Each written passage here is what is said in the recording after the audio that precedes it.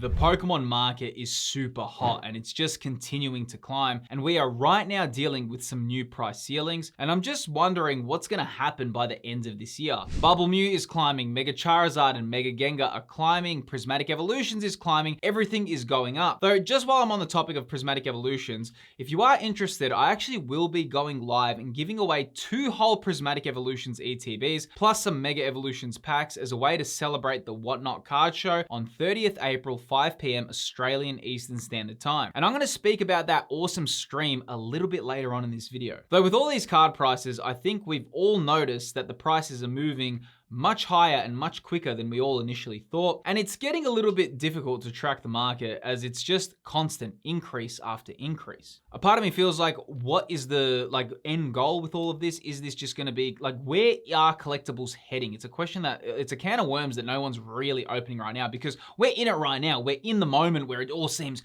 crazy, everything's going up in price. It's like, wow, all these people are jumping on, but you also need a lot of these people to stay for the very long term, and it's not just something that's a trend during this period, because collectibles have been increasing in popularity pretty much since 2020 to huge astronomical levels. At the moment they are now, they're at the highest popularity they've ever been, but is that going to continue with all these high prices that we're seeing, these new ceilings that are being met? All that has to maintain, and there is a few pathways it can take.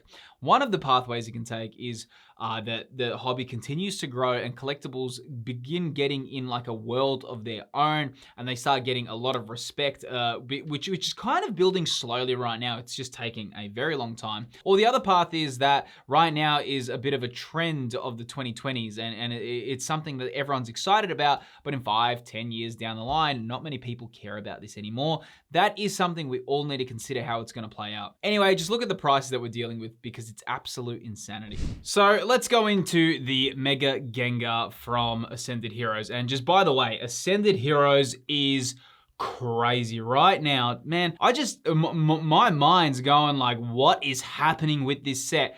I thought this set was going to be in demand. I did. I always had like, hey, it's going to be loved. People are going to love Ascended Heroes either way, regardless of which way it went. But did I think it would get the prices that you're seeing? No, man. And what do I call these people? Bananas. And the reason why they're bananas is because look at what people are willing to pay. Check this out, dude. Right now, the Mega Gengar is selling for $1,293.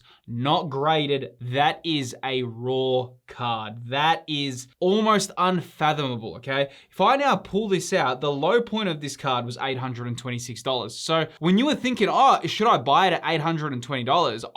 I was thinking that's expensive. A lot of people were already thinking that's expensive. Well, apparently not. So we're now seeing a new price threshold enter the TCG, and I don't know if this is really being discussed, but Ascended Heroes is really showing us that if you have good artworks, if you have good Pokemon, and if you have a lot of people who want the set, well, there you go. Can this be overtaken? Will the 30th anniversary go more than this? Maybe not. And the reason for that is, if you look at Celebrations, yes, Celebrations was in demand, but if a lot of those Celebrations cards are going nowhere near the price of cards that are really original. We don't know what's going to happen with the 30th celebration.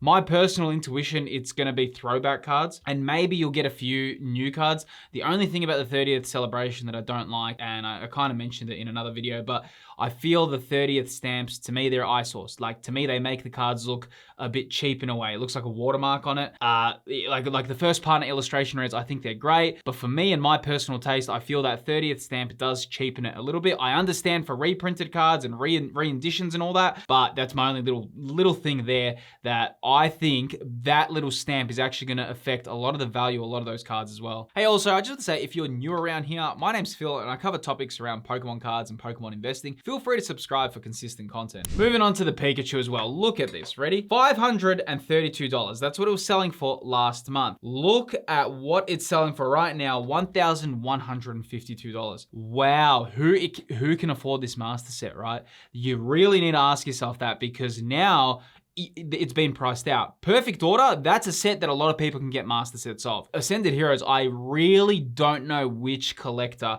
can actually get a master set of this, because by just buying the Gengar and the Pikachu, you've essentially already spent, what's that, like 2.3K. Imagine like when I bought a Chilling Reign master set, that cost me $900. The one Gengar is more expensive. This Pikachu is more expensive than my whole Chilling Reign master set. That's insane, right? Now, as I did mention at the start of the video, on April 30, 5 p.m. Australian Eastern Standard Time, I'll be giving away 2 whole Prismatic Evolutions ETBs, along with a bunch of Mega Evolution packs for the Whatnot card show, also known as the biggest card show on Earth. Now, today's video is sponsored by Whatnot. Now, if you've never tried Whatnot before, it's a live shopping platform that lets users purchase products all in real time. Now, Pokemon cards are absolutely huge on Whatnot, and you'll see actually a bunch of familiar faces that you recognize because they all stream regularly. Now, if you've never tried it, just feel free to jump on my upcoming stream and you can try it out. Plus, you can participate in the 2 Prismatic Evolutions plus Mega Evolution packs that are being given away. The Whatnot card show is running from April 30 to May 3rd. So by watching my stream, you're one of the first ones in the line. Now, here's the best part. If you are a first timer, all new users get a $15 credit when signing up using my link. Head to the link on screen or just scan the QR code appearing on screen right now. A huge shout out to Whatnot for supporting the channel. Now let's get back into this video. Another card from Ascended Heroes is the Mega Dragonite. Again, selling for $673 US, which I remember I was looking at that thinking, wow, that is expensive. And again, apparently not. Right now selling for $783. Every card from Ascended Heroes is going through banana levels of, I don't know what people are thinking right now. Like I genuinely, to me, it's a little bit like, I'm kind of like, I'm not going to bother paying those prices. I might eat my words. It's likely I could, but paying $783 to me, yes, the card's good, but I don't think it's $783 good. And that's my honest opinion. Real talk, I think the Mega Dragonite's a gorgeous card. I never would have thought that it would have got that price, but I'm not the market. That's just my personal opinion. The market decides these prices. Now, moving on to Phantasmal Flames. Of course, the main card from Phantasmal Flames is the Mega Charizard X. Gorgeous artwork.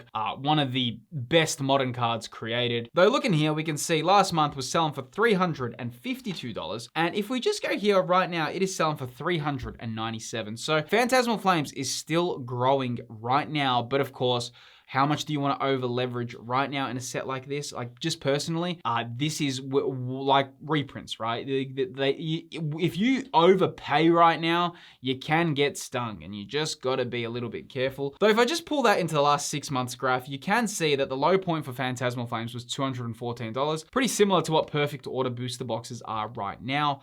Though the only difference is Perfect Order, well, right now, it doesn't seem like it has a card like the Mega Charizard X. Yeah, I suppose Phantasmal Flames makes a little bit of sense for the rise because of, yeah, it's got the Mega Charizard X. But then again, wow, oh wow, people are priced out of the hobby, especially with prices like this, which is $400 US a release. Like no, it's out of most people's budget, and like it's pretty ridiculous. Now moving on to the Zekrom. This is a very, very cool card from Black Bolt. There's 2 of these. There's the Zekrom and the Reshiram, the monochromatic cards. They are really gorgeous, okay? The Zekrom was selling for $364. Right now selling for $454, which is pretty big price rises for that. They're very rare, these cards. They are probably not that different or unique, I suppose, in a way. Yes, they're monochromatic cards, but in person they look better. But when you're just looking at it like a photo, it does look a little bit ultra rare vibes. The longevity of these cards is interesting. Gen 5 as a whole for Pokemon and the Pokemon fandom is the weirdest generation out of all of Pokemon. It sits when a lot of the core fan base was getting a little bit older. A lot of people weren't that interested in Pokemon like they were for generations 1, 2, 3, and 4. And you had Generation 5. And at that same time period, Gen 5 started to do a bit of a reboot. It was doing a rebrand of,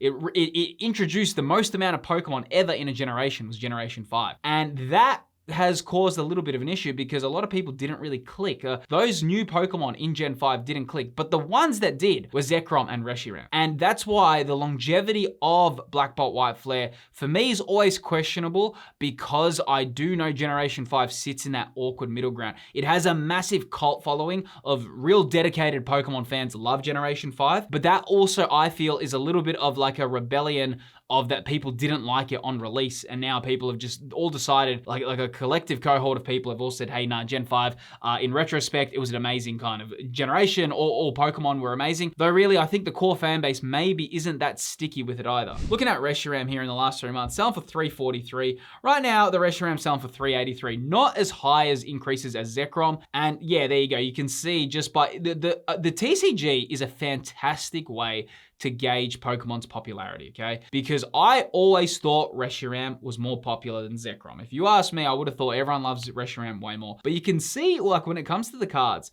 what has the highest prices is what collectors prefer to collect. And it gives you a really good representation of what collectors prefer, and obviously that's what Pokemon they prefer as well. Now, moving on to the Victini from Black Bolt. Last month, 411. Right now, selling for 496. We can see this card's stayed pretty stable throughout that whole year. Always selling for 440. It's always been around that $450 to $500 range. Pretty stable in considering how you can see other Pokemon cards have gone. Moving on to Shinji Kanda's Magikarp. This is, obviously, the Magikarp is a very interesting card because you have a Generation 1, the most common Pokemon in every Pokemon game, and it has got the most gorgeous artwork. And it's a little bit, I think, a lot of people are nostalgic for that as well. Though the Magikarp was selling for $273 US.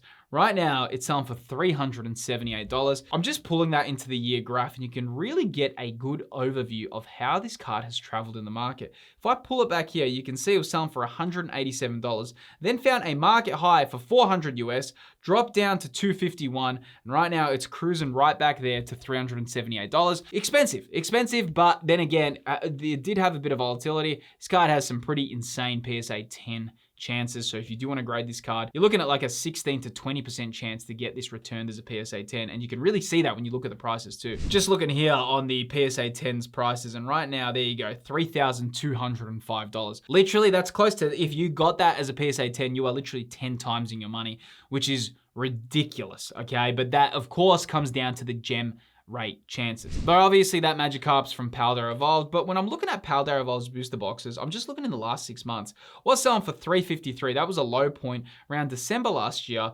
Right now selling for $444. But yeah, it's a really cool set, really cool artworks. Actually, one card from here that has been going up in price is the Raichi illustration rare. I'm just here looking at the Raichu in the last 3 months. Was selling for $57. Right now selling for $107. So definitely some pretty big price increases happening for some illustration rares in Paldea Evolved. Great set. But yeah, it's actually 3 years old now, which is crazy to think, because I remember when Paldea Evolved came out, it was an exciting set.